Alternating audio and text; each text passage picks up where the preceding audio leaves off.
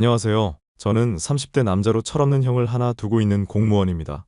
얼굴이 잘생긴 형은 어릴 적부터 사람들에게 인기가 많았고 외모가 평범한 편인 저와 늘 비교 대상이 되고는 했는데요. 어릴 적에는 집안의 귀염둥이이자 인기인이던 형이 집안의 골칫거리로 전락하기까지의 과정에 대해서 얘기를 해볼까 합니다.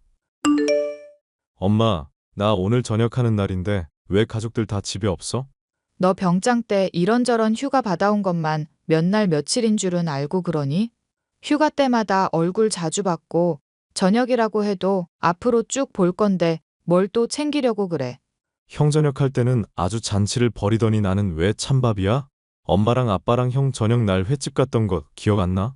그런 게 다 부질없다는 걸 알았으니까 안 챙기겠다는 거 아니냐. 잔치 벌일 돈이 넉넉하면야 그렇게 하겠다만 형편도 별로 좋지 않고. 아버님이 물려주신 땅도 애초에 팔아치운 마당에 잔치 벌이게 생겼니? 엄마는 늘 그런 식으로 형만 챙겨주고 나는 항상 차별하더라? 똑같이 배 아파 낳은 자식인데 나만 차별하면 찝찝하지 않아? 너는 하나뿐인 엄마한테 그렇게 대드는 게 찝찝하지 않고? 엄마 이러다가 나중에 후회해도 모른다. 형만 자꾸 챙긴다고 신경 쓰는 거 진짜 돌아갈 수 있다고. 아빠가 몇 번이나 말했는데 왜 자꾸 엄마는 형만 이뻐해? 네 형이야 인물이 워낙 좋아서 뭘 해도 풀릴 위인이라고 말하는 게 차별이니? 너는 형 비하면 인물도 아니니까 그냥 공부나 열심히 하라는 게 차별이야? 네 형만 이뻐하는 게 아니라 선택과 집중을 하자는 거 아니냐. 자원이 한정되어 있으니까. 공부 좀 했다는 애가 왜 그렇게 머리가 안 돌아가?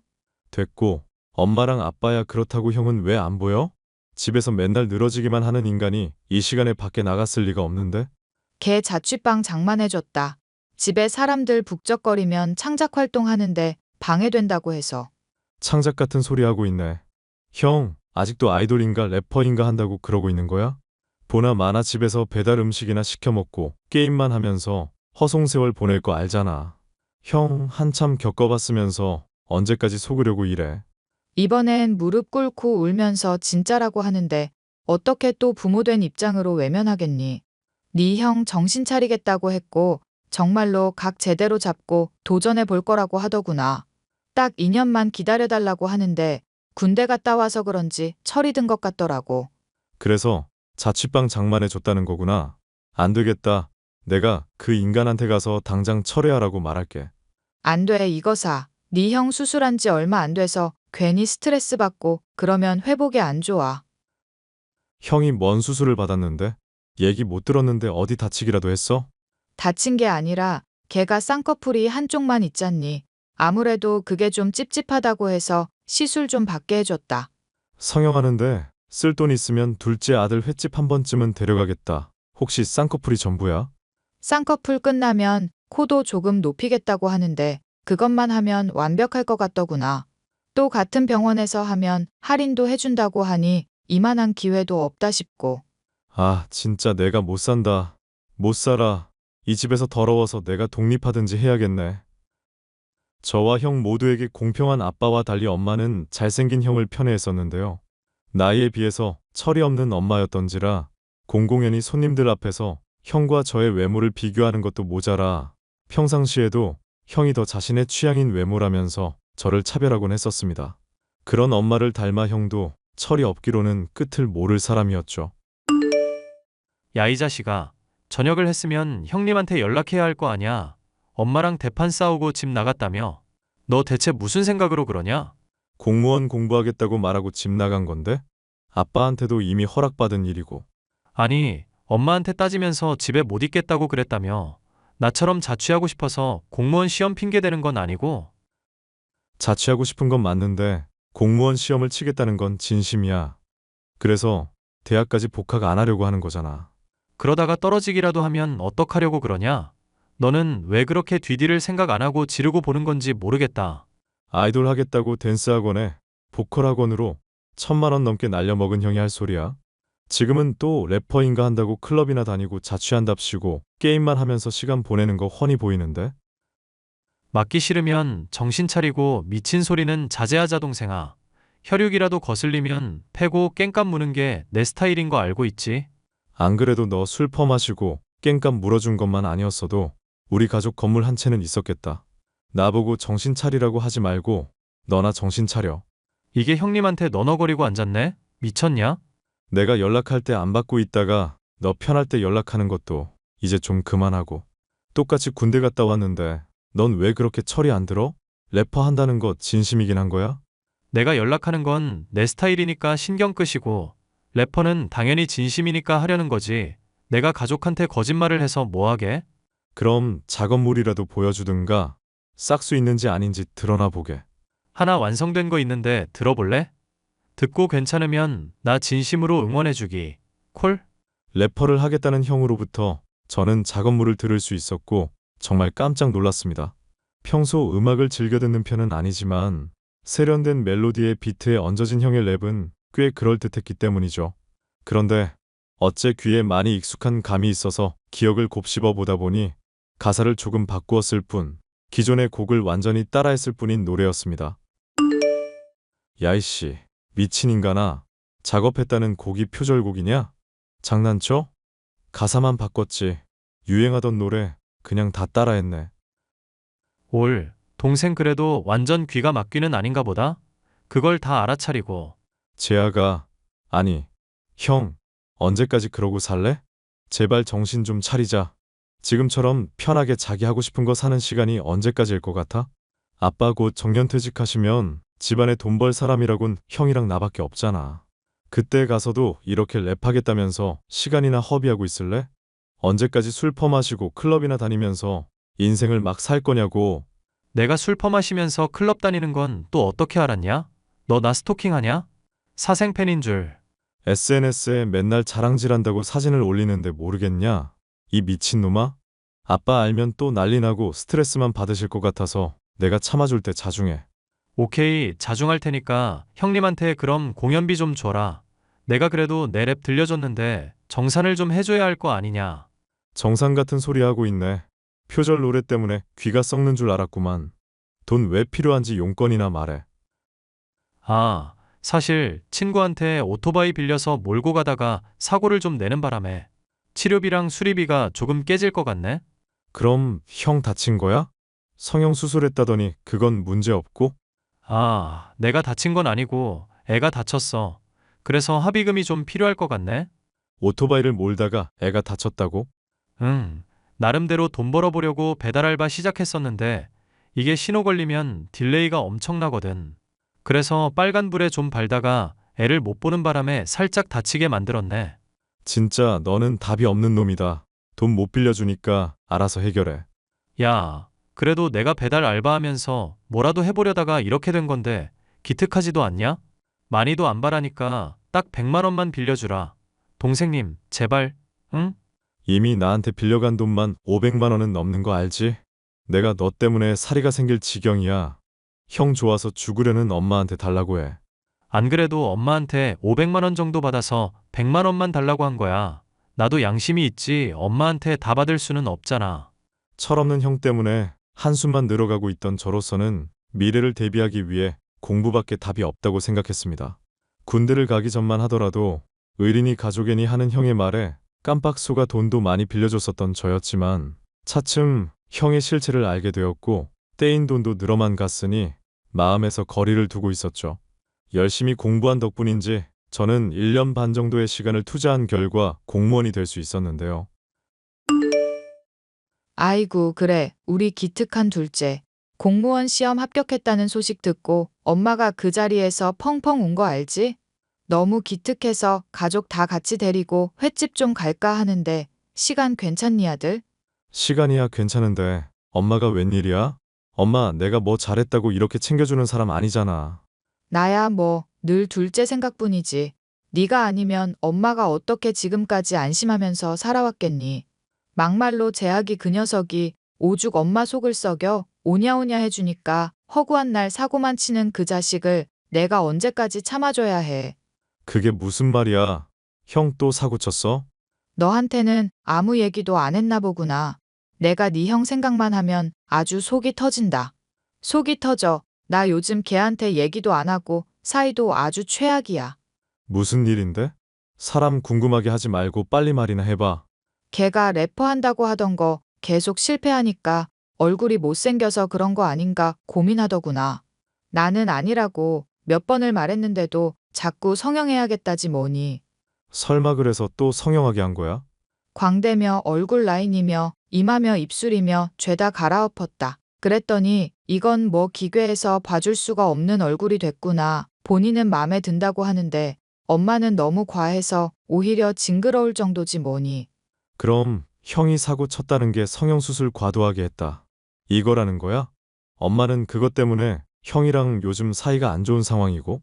엄마가 물려준 예쁘고 잘생긴 얼굴을 고집 부려서 갈아엎었는데 당연히 화가 날 일이잖아. 하여튼 재학이 얘기 기분 나쁘니까 더 하지도 말거라. 자기 자식임에도 외모 때문에 더 형을 마음에 들어 하던 철없는 엄마. 형이 과도한 성형수술로 인해서 부담스러울 정도로 인공미 넘치는 외모가 되자 갈등이 심해졌고 서로 얘기도 하지 않는 모양이었습니다. 가족의 연락도 잘 받지 않고 공무원 공부에 매진하는 동안 일어난 급격한 변화에 낯선 기분이 들었지만 횟집에서 오랜만에 만난 형의 얼굴만큼은 아니었죠. 동생, 형 얼굴이 그렇게 잘생겼어? 왜 자꾸 오늘 회 먹는 동안 형 얼굴을 제대로 못 쳐다보고 그러냐? 잘생겨서 안 쳐다본 게 아니라 열받아서 그래. 멀쩡한 얼굴 부담스러울 정도로 갈아엎고 쌓인 빚만 얼마냐? 대체 언제 정신 차리려고 그래? 이 자식아. 어쭈, 이게 또 형한테 막말하네? 다 나도 생각이 있어서 수술한 거야. 카메라에 담길 때랑 사람 눈으로 볼 때랑 이게 또 느낌이 다르다고. 눈으로도 카메라로도 부담스러울 것 같은데? 원래 전문가 시선이랑 일반인 시선이랑 다르긴 하지. 어쨌거나 성형외과 코디분이 조금만 더 손보면 진짜 완벽할 것 같다고 하시거든. 그래서 말인데 동생아, 형님 미래에 투자한다 생각하고 딱 500만 원만 더 빌려주라. 그간 빌려준 돈이랑 합치면 깔끔하게 딱 1000만 원. 오케이? 래퍼 하겠다는 거랑 외모랑 무슨 상관인데? 솔직히 말해봐. 너 딱히 래퍼 되고 싶은 마음도 없지? 그냥 화려하고 멋있고 적당히 살아도 돈 많이 벌고 싶고 그런 거잖아. 안 그래? 캬, 이제야 동생이 형님 꿈을 완전히 이해해주네. 빙고. 진지하게 얘기를 하는데 그딴 식으로밖에 대답 못하냐? 넌 왜 매사에 진지한 구석이라고는 조금도 찾아볼 수가 없냐? 동생님, 자꾸 듣다 보니까 이 형님 기분이 좀 껄끄러워지려고 그런다? 잔소리 가만히 듣고 있어줬더니 선을 슬슬 넘네? 선 넘는 게 누구인지 모르는 거 보면 철 들기까지 한참은 남았구나 싶네. 오죽하면 어릴 때부터 너만 챙겨주던 엄마가 이렇게 성질을 내고 날 더 챙겨주려고 하겠냐? 아니다. 더 얘기해봐야 내 입만 아프지. 됐고, 네 인생 네가 막 살겠다는데 내가 뭔 상관을 하겠냐? 대신 앞으로 내 도움 바라지 말고 정신 차리기 전까지는 연락도 하지 마라. 아, 그렇게 나오시겠다? 가족을 버리시겠다? 버리고 자시고 가네. 너 같은 놈한테 클럽에서 술로 탕진할 게 뻔한데 돈 빌려줄 의리가 있겠냐? 절연비로 빌려줬었던 돈은 너 줄 테니까 그런 줄 알고 어차피 받을 기대도 안 했다. 공무원 월급도 빠듯해서 너 도와줄 돈 없으니까 앞으로 연락하지 말고. 알겠냐? 알겠다고, 이 자식아. 돈 안 갚는 건 네가 먼저 얘기 꺼낸 거다? 새끼, 내가 성공하면 한 달도 안 돼서 다 갚을 돈 가지고 더럽게 유세네. 결국 저는 그간 빌려준 돈을 받지 않는 대가로 형과 절연을 하겠다 선언했습니다. 그래도 형이라 어떻게 사는지 궁금해서 그 뒤로 SNS를 구경해 보기도 했는데 여전히 술과 클럽에 빠져 인생을 낭비만 하는 형이었죠. 그렇게 몇 년이 흘러 술과 방탕한 생활에 더해 과도한 성형으로 기괴하던 외모는 보수조차 불가능할 정도로 완전히 망가지게 되었습니다.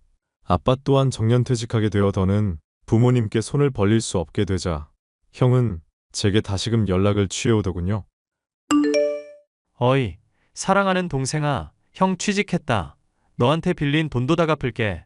맨날 술 먹고 게임만 하더니 드디어 정신 차렸나 보네. 빌린 돈 얼마인지는 기억하지? 그건 뭐 차차 얘기하기로 하고 돈 갚으려면 돈을 벌어야 하지 않겠냐? 갚으면 갚는 거지 왜 말이 그렇게 흘러? 무슨 소리 하는 건지 모르겠네. 아니, 그러니까 돈을 벌려면 취직한 회사에 잘 보이면서 실적을 올려야 하지 않겠냐는 거지. 그래서 말인데 형님 마지막으로 도와준다 생각하자.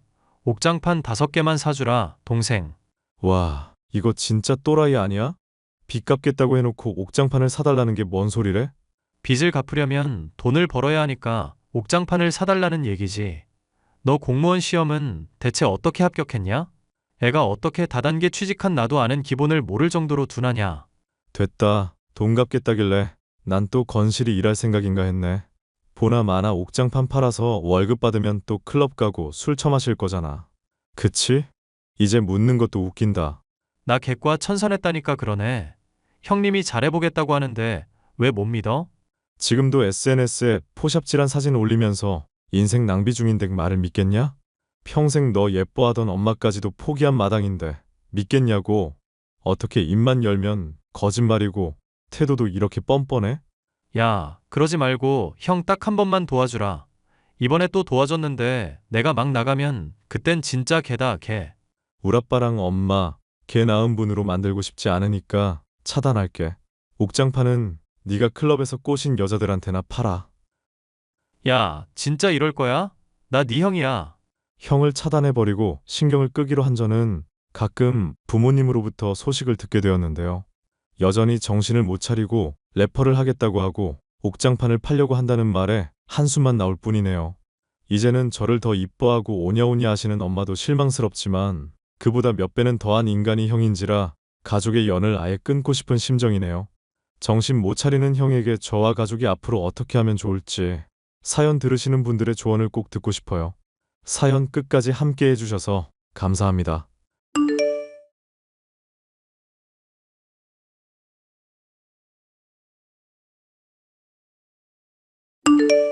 안녕하세요. 저는 서울의 한 대학병원에서 간호사로 근무 중인 33살 여성입니다. 현재는 출산한 지 얼마 되지 않아 휴직 중에 있고요. 아이를 돌보며 예전 일이 생각나 이렇게 글을 쓰게 되었어요. 사실 작년에 정말 드라마에서나 나올 법한 일을 겪었거든요. 어떤 사연인지 궁금해하실 것 같아 바로 사연 시작하겠습니다. 저는 어려서 부모님이 이혼하셨어요. 언젠지 정확히는 기억나지 않지만 아마도 초등학교 입학 전인 것 같습니다. 그 뒤로는 엄마와 단둘이 살았는데 저를 짐짝 취급하셨고 그래서 늘 눈칫밥을 먹으며 외할머니의 보살핌으로 어렵사리 생활했습니다. 그런데 중학교 때 할머니마저 돌아가시면서 저는 철저하게 홀로 지내게 되었어요. 그렇게 지내길 몇 개월, 집에서 여느 때처럼 홀로 공부하고 있는데 엄마한테 전화가 왔습니다. 야, 정윤서, 너 집이야? 네, 집이에요. 무슨 일 있으세요? 네가 올해 중학교 2학년인가? 네, 그렇죠. 엄마는 제 나이도 모르세요? 야, 이년아, 모를 수도 있지. 그나저나 넌 독립 안 하냐? 이 나이에 무슨 독립이에요? 갑자기. 제가 독립하길 바라세요? 이제 너도 생각하고 스스로 행동할 줄 아는 나이잖니? 밥도 해먹을 줄 알고 네가 혼자 씻지를 못해, 먹지를 못해? 그럼 독립해도 되는 거 아니야? 엄마, 독립을 하려면 돈도 있어야 하고 살 집도 있어야 하고. 그것까진 네가 알아서 해야지. 그래야 진정한 독립이야. 엄마, 정말 너무하세요. 할머니 돌아가신 뒤로 저 너무 방치하시는 거 아니에요? 제가 말을 안 해서 그렇지. 학교에서 학부모 회의나 부모님 참여 수업 말씀드리고 싶어도 저 신경도 안 쓰시고 무슨 말을 해도 안 들으시는데 갑자기 독립까지 하라고 하시면 저 정말 어떻게 해야 해요? 말이 안 통하네. 그건 네가 알아서 해야지. 밑바닥에서부터 배워야 진정한 인생 공부야, 임마. 휴, 시간을 조금 주세요. 꼴의 생각 좀 한다 이거야? 엄마 오늘도 안 들어갈 거니까 알아서 밥 먹고 자고 학교 가라? 귀찮게 하지 말고. 언제는 저 신경이나 쓰셨냐고요. 용돈은 바라지도 않아요. 집에 먹을 게 있어야 뭘 먹죠. 학교 급식으로 대충 때우는 거 몰라요? 그나마 급식비도 할머니가 모아두신 돈으로 나가고 있는 거고. 저에 대해 아는 게 있긴 하세요? 시끄러 이년아. 엄마 삼촌들이랑 놀다 들어가니까 너 알아서 밥 먹든지 해. 그리고 혹여나 이상한 사람들이 찾아와서 돈 달라고 하거든. 엄마 집 나간 지 오래라고 해. 왜요? 엄마 무슨 일 있어요? 그냥 잔말 말고 시키는 대로 해. 뭘 이렇게 캐물어? 암튼 그런 줄 알고 끊는다. 엄마는 제가 생각하고 스스로 행동할 줄 아는 나이가 되었다며 제가 밥을 먹든 잠을 자든 신경을 쓰지 않으셨습니다. 술집을 전전하며 남자들과 어울려 놀았고 그나마 가지고 있던 돈을 한 푼 두 푼 노름을 하며 까먹으셨어요. 결국 공부를 하기에도 먹고 살기에도 빠듯한 형편이 되어버렸고 더 이상 이렇게 살 수는 없어 엄마와 연을 끊고 그대로 집을 나와버렸죠.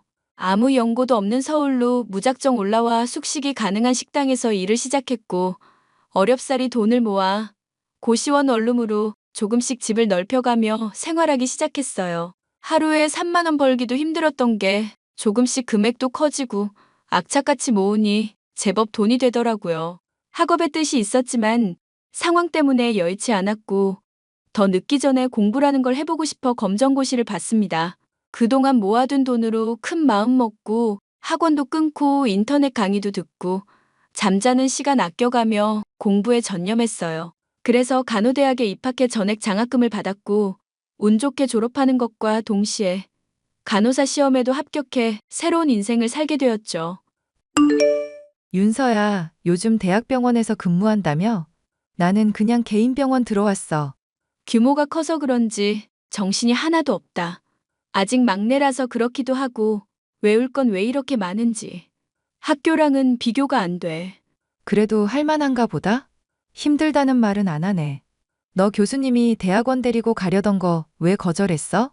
차라리 대학원 가서 연구원이든 뭐든 하지. 그게 페이도 세고 좋지 않아? 당장 돈 벌어야 하는데 몇 년을 어떻게 더 공부해. 그리고 대학원은 생각보다 더 치열해서 내가 견딜 수 있는 게 아니야. 하긴, 돈이 몇 배로 더 드니까. 그나저나 대학 생각난다. 난 작은 병원인데도 선배가 어찌나 갈구는지. 야, 말도 마. 어우, 진상 하나 있는데 전생이 무슨 원수를 졌는지 나만 보면 으르렁댄다? 너도야? 아, 그나저나 우리 대학 때 생각난다. 내가 너랑 친해지고 싶던데 너 정말 열심히 사는 모습이 참 예뻤거든. 이름도 같고 정이 같지. 그랬어? 아, 우리 조만간 한번 만나자. 너는 남자친구 생겼어? 그렇게 노래를 부르더니. 아니, 여기저기 소개받고 있는데 마음에 드는 사람이 없다. 너도 그 병원에 의사랑 한번 만나봐. 에이, 지금 그럴 정신이 어딨어? 빨리 적응해서 자리 잡아야지. 그래. 아무튼 조만간 한번 보자. 응, 들어가. 일을 처음 시작하면서 어색하기도 하고 많이 서툴렀는데 대학 때 친했던 친구와 넋두리도 하고 가끔 만나 맥주 한 잔씩 하면서 그렇게 힘든 시간을 견뎌냈습니다. 1년, 2년, 연차가 쌓이고 저도 나름의 여유가 생겼을 때 같은 병원에서 근무하던 의사와 인연이 닿았어요. 동료 간호사의 소개로 만났고 가볍게 한두 번 차 한잔하던 사이에서 서로에게 호감이 생겨 미래를 약속한 사이가 되었죠.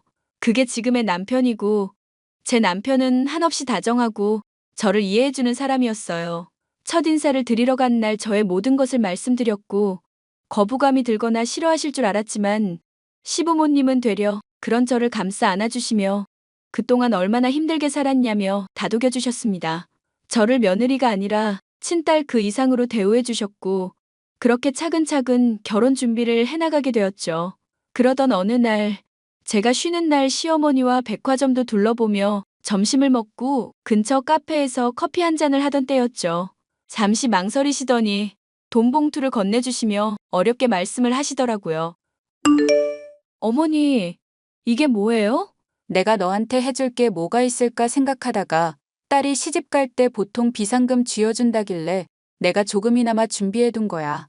네, 이게 뭔데요? 헉, 어머니 이 큰 돈을 어쩌시려고요? 어쩌긴 내가 갑작스레 말해서 미안하지만 그 돈 비상금으로 갖고 있어라. 자고로 여자가 살림을 하다 보면 남편 눈치 없이 내 마음대로 쓸 수 있는 뒷돈 정도는 갖고 있어야 해. 아니, 그래도 그렇죠. 어떻게 이렇게 큰 돈을 받아요? 저 이거 못 받아요. 다시 넣어두세요. 그러지 말고 받아줘. 결혼 준비하면서 힘든 것도 있을 텐데 사고 싶은 거 있으면 눈치 보지 말고 사고 여윳돈으로 갖고 있어. 어머니, 저도 돈 벌고 있고 꾸준히 저축해서 돈 모았어요. 그러니 이런 거 필요 없어요. 부담스럽게 왜 이러세요? 부담스러워하라고 주는 돈 아니다.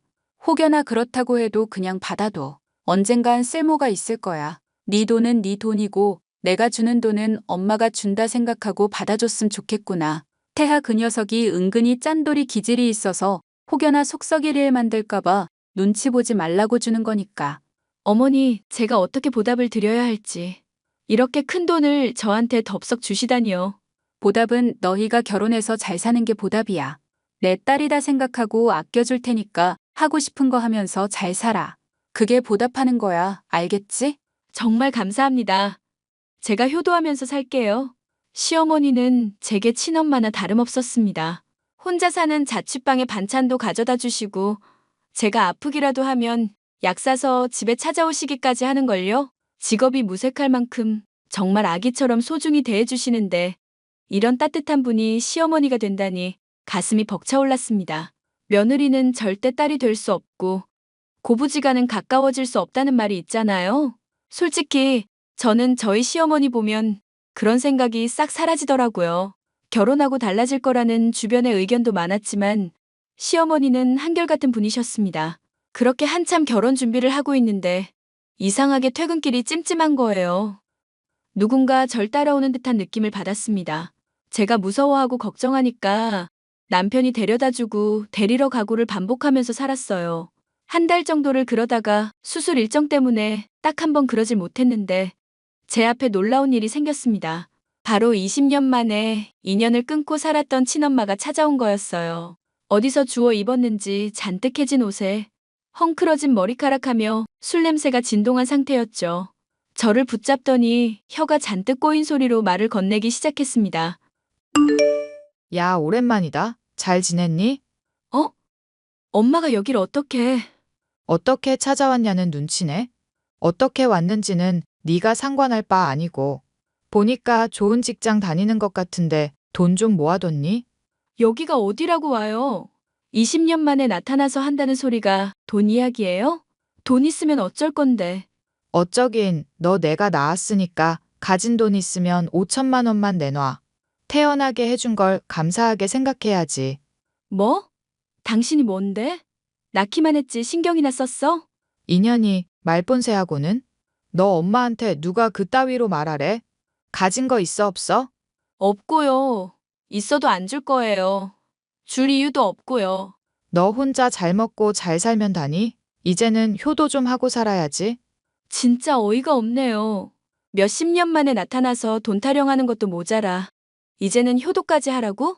당신이 엄마 노릇을 하기나 했어? 내가 아는 엄마는 이미 오래전에 죽었어. 그러니 당신은 뭣도 아니니까 아는 척하지 말고 꺼져. 갑작스러운 친엄마의 등장에 당황하기도 했지만 어이가 없더군요. 제가 매몰차게 대하니 제 뺨을 가차없이 때리더라고요. 태어나서 처음으로 맞아본 뺨에 정말 얼떨떨했습니다. 더 이상 상대할 가치가 없어서 아무 말 하지 않고 그대로 뒤돌아서 집으로 들어오는데 뒤통수가 엄청 따가웠어요. 고래고래 소리 지르며 딸년이 엄마 버린다고 온갖 생쇼를 하더라고요. 지나가는 사람들이 보든지 말든지 저는 제 집으로 들어와 버렸습니다. 그랬더니 병원에 찾아와 제 이름을 팔며 진료를 보고는 진료비 할인되는 거 아니냐며 진상짓도 하고 로비에서 지나가는 사람한테 시비도 걸고 수준 이하의 행동을 하더군요. 며칠 동안 참다가 더 안 좋은 상황이 초래되기 전에 남편에게 이 사실을 털어놓았습니다. 남편이 당직이어서 저녁에 퇴근하고 잠시 의국에 들렀죠. 자기야. 자기도 들었겠지만 로비에서 난리 치던 여자 있잖아. 아, 술 냄새 풍긴다던 그 여자? 그 사람 사실 내 친엄마야. 내가 예전에 말했었지? 나랑 인연 끊고 살았다고.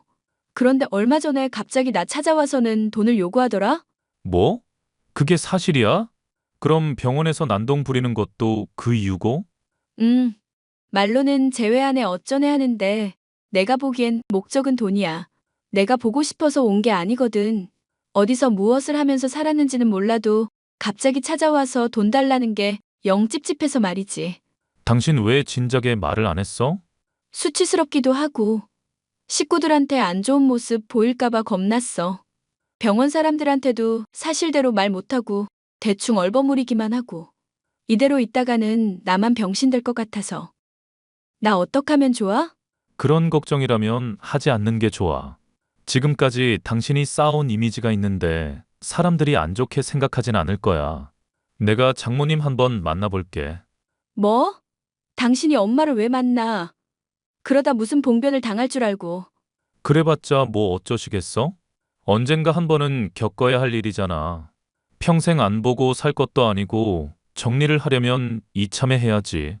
내가 만나볼 테니까 너무 걱정하지 마. 혹시나 어머님, 아버님 귀에 들어갈까봐 난 그게 더 걱정이야. 내가 소문 안 돌게 잘 정리할게. 그러니까 안심하고 있어. 그렇게 며칠 뒤 남편이 친엄마를 만나고 난 뒤 할 말이 있다며 시어머니와 저를 불렀습니다. 무슨 이야기를 했는지는 모르겠지만 좋은 이야기를 들은 건 아닌 것 같았어요. 심각한 표정으로 이야기하는데 들을수록 민망하고 짜증이 났습니다. 친엄마는 여전히 술과 노름에 빠져 살고 있었고 재혼까지 했었더군요.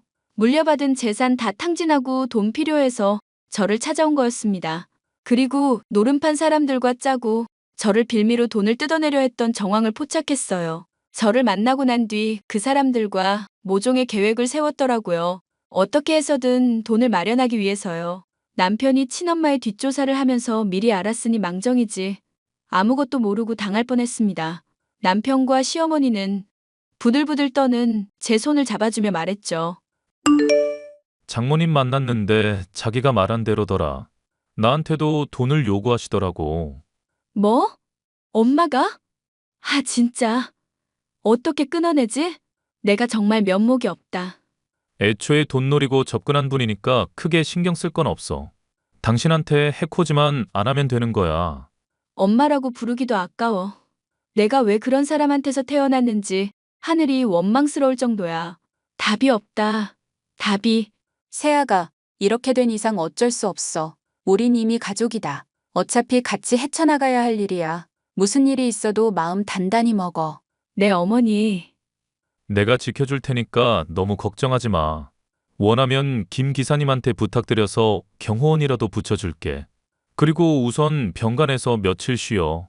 그래라. 너 지금 많이 지쳐 보인다. 얼마나 마음고생을 했으면. 츠츠. 우리가 모든 걸 안 이상 너는 기죽을 필요도 없고 떳떳하게 너 할 일을 해. 네, 그럴게요, 어머니. 20년 만에 나타나서는 저도 당황스럽고 어이없지만 어머니랑 태아 씨 있어서 얼마나 든든한지 몰라요. 그렇게 생각해주니 내가 오히려 고맙구나. 필요하면 너희 시아버지한테 이야기해서 휴직 처리해줄 테니까 걱정하지 말고 푹 쉬어. 네. 저는 든든한 두 사람 덕분에 걱정을 한시름 놓을 수 있었어요. 가족 같지도 않은 친엄마라는 사람 때문에 스트레스가 이만저만 아니었는데 마음이라도 든든하니 한시름 놓겠더라고요. 그런데 말입니다. 얼마 후 잠시 숨을 돌리는데 아니나 다를까 친엄마가 연락을 해오더군요. 미친 듯이 보내는 메시지에 휴대폰을 던져버리고 싶은 충동이 강하게 들었습니다. 야, 생각은 해봤어? 너 돈 없는 거 아니지? 얼마 전에 네 남편 찾아왔더라? 보니까 있는 집 자식 같던데 잔말 말고 지금 당장 5천 보내. 내가 왜 돈을 보내야 하는데요? 아직도 정신 못 차리셨죠? 계속 이러시면 경찰에 신고할게요. 신고? 까짓것 해봐. 내가 협박을 했니? 뭘 했니? 낳아준 값 받겠다는데 내 권리 찾지도 못해? 권리요? 웃기는 소리 하네. 한번 해볼 테면 해보세요. 너 내가 하라는 대로 안 하면 정말 큰 코 다치는 수가 있다? 내가 어두운 사람들을 좀 알거든. 태어나게 해준 게 어딘데 은혜도 모르는 뻔뻔한 년아. 답답하네요. 벽에다 이야기하는 것도 아니고 이쯤 됐으면 알아들으세요. 더 이상 연락하지 마시고요. 뭐? 네가 이렇게 잘 살 수 있던 것도 다 내 덕인 거 몰라?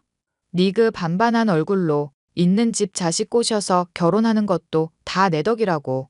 20년 동안 뭐 하고 사는지도 몰랐는데 미안하다는 말 한마디라도 했으면 내가 이러지도 않아요.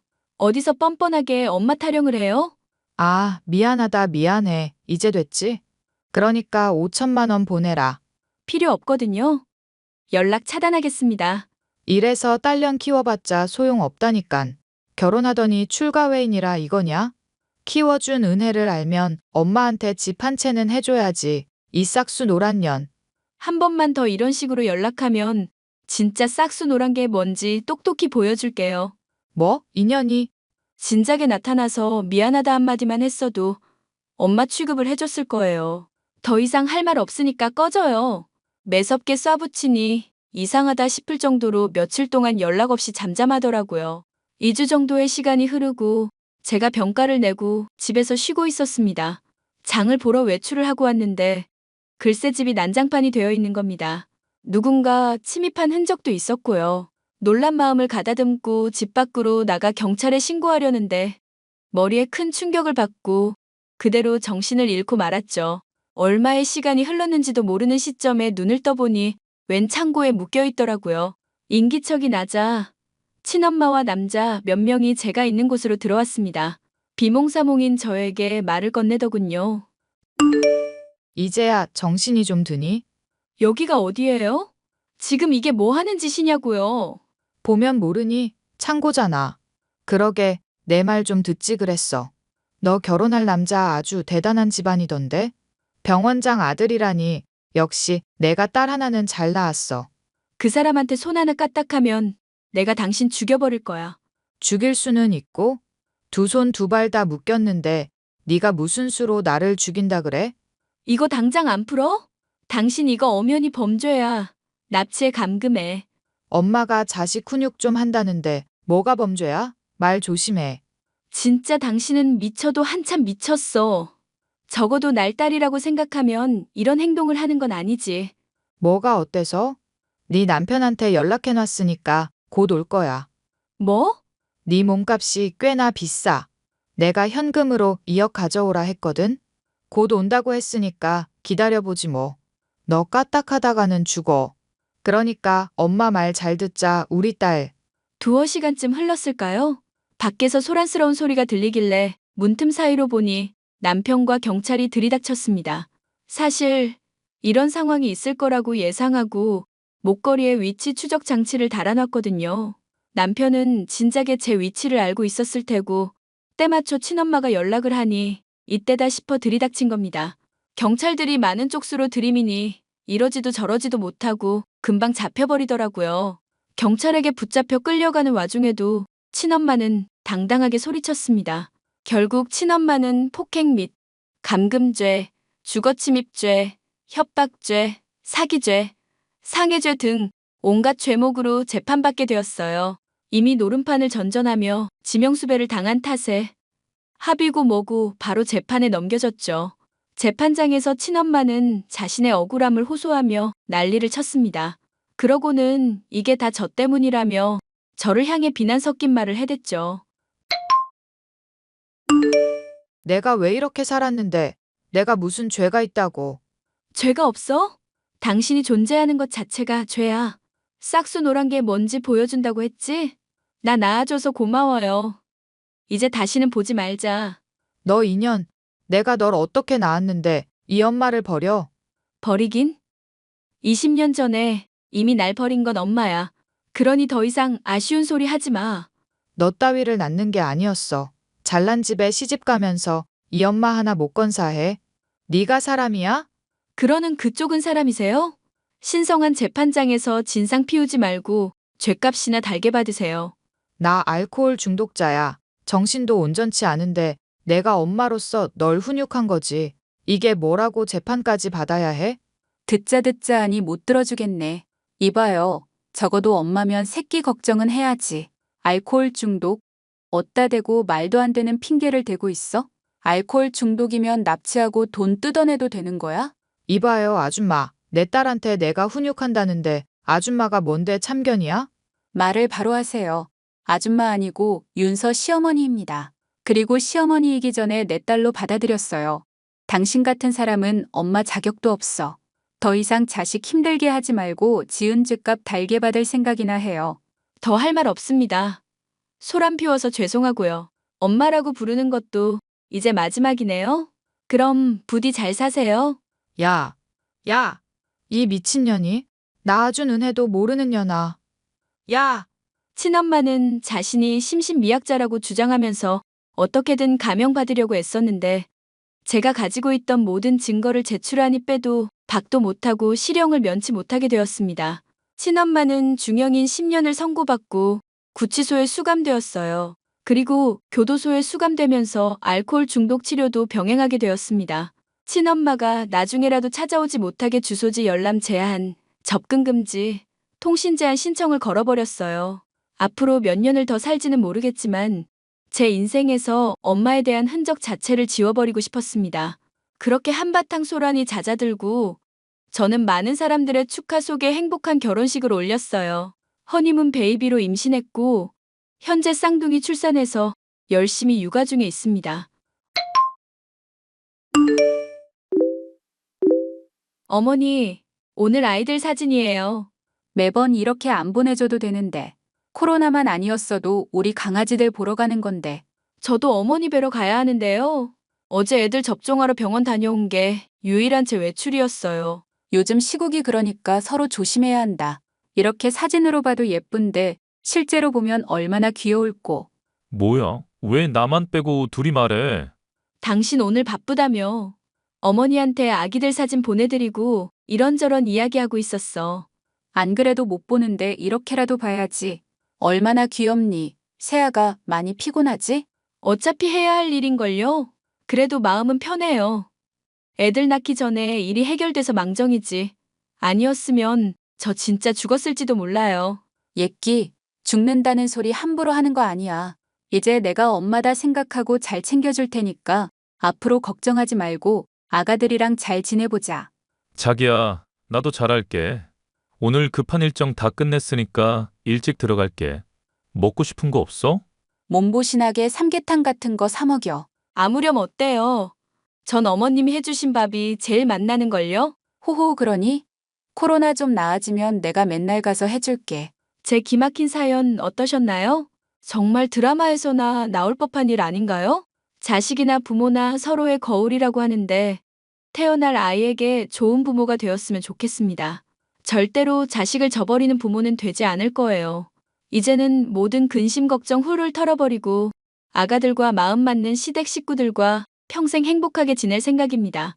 여러분들도 부모님과 갈등을 겪고 계시다면 조금 이기적이라 생각할지 몰라도 앞으로를 생각해서 잘 결정하셨으면 해요. 인생의 주인공은 부모님도 아니고 가까운 절친도 아닙니다. 바로 나 자신이죠. 그러니 저처럼 모든 근심 걱정은 내던지고 마음 편안한 인생 즐기시길 바랄게요. 그런 제 바람이 이루어지길 바라면서 이만 사연 마치겠습니다. 긴 사연 들어주셔서 감사해요.